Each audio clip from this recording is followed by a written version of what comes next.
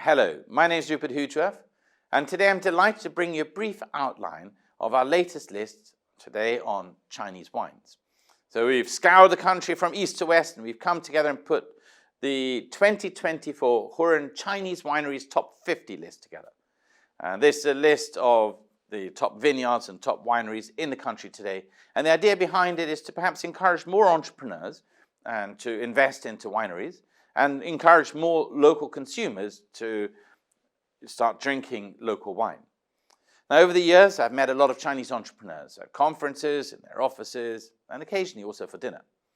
And often, perhaps because I'm a European, these Chinese entrepreneurs and their secretaries or themselves, they would say, "Would you like to drink red wine?"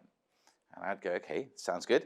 And they would pull out bottles of Lafite and Latour and Mouton Rothschild, the finest wines that money can buy in the world.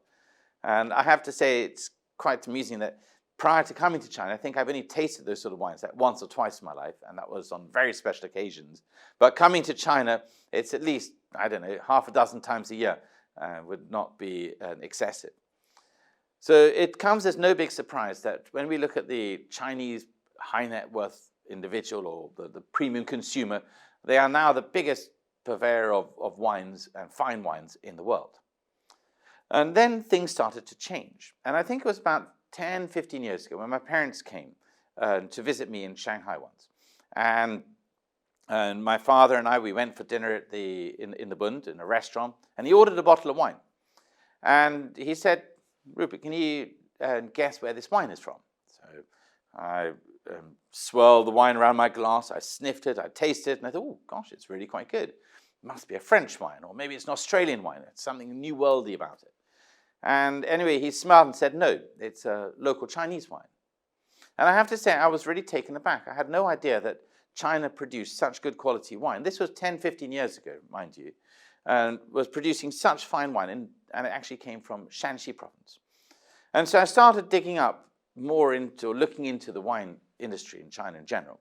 And there was a wine competition called the China Wine Challenge that was taking place at the time. We became a very deep partner of that. This is again 10 years ago or so. We were a partner for that for the 3 to 5 years that it was in operation.